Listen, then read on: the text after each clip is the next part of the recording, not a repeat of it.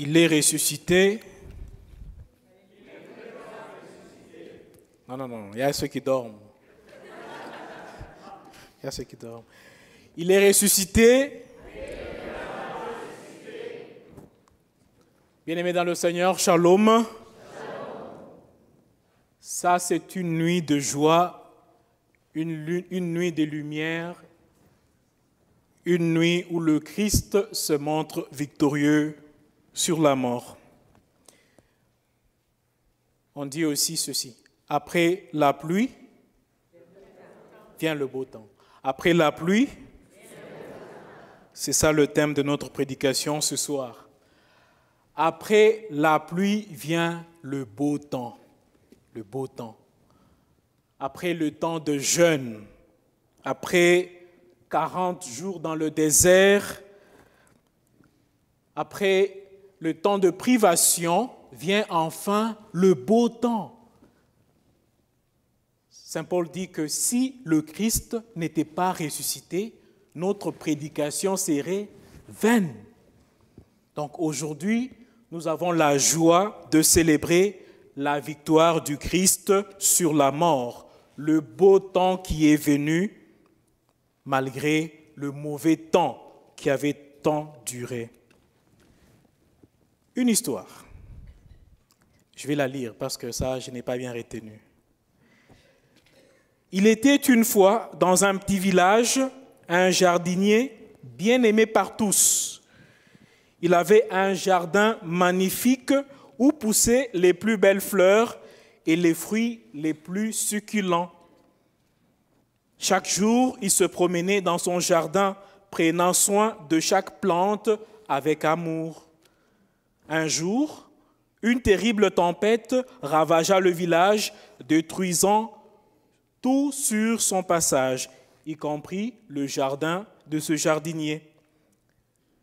Les habitants du village étaient tristes de voir leur jardin précieux du coin réduit en ruine.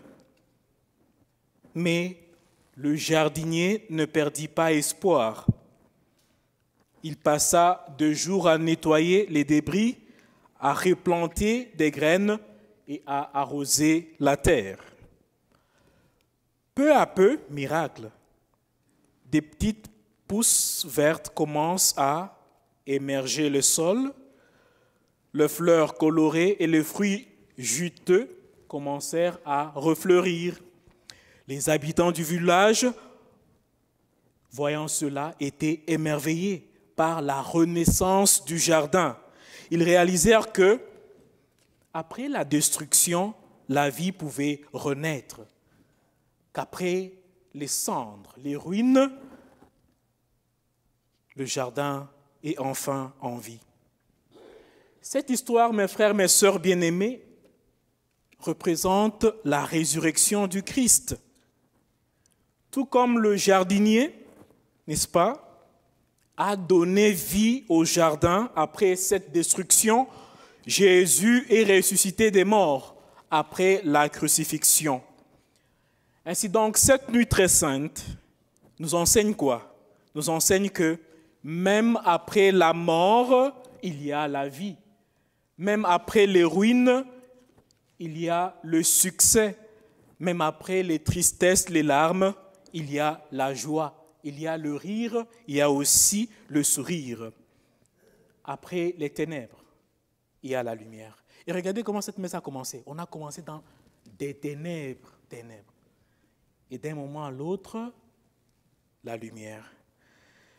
Alors, la résurrection du Christ nous dit quoi? Nous donne quel signe?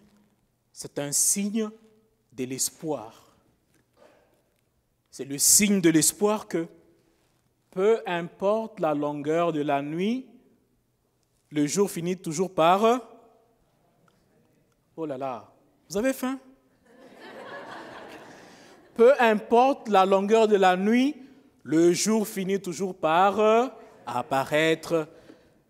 Le tombeau a confiné Jésus pendant 3 jours et il a finalement, il est sorti du tombeau. Donc peu importe la grandeur de la pierre qui peut être sur notre tombeau. Et on se demande comment est-ce que cette pierre va partir, l'espoir c'est quoi? Un jour on va se réveiller, on trouvera que Dieu a fait le travail. On va trouver que la pierre est déjà enlevée. Alors, soyons les gens d'espoir, soyons les hommes et les femmes qui voient le monde, la vie, les difficultés d'une façon positive. Ceux qui savent que celui qui a ressuscité Jésus d'entre les morts est capable de me donner sourire après le temps des tempêtes. Alors reprenons notre foi, reprenons notre courage et vivons le beau temps que le Seigneur nous prépare. Amen.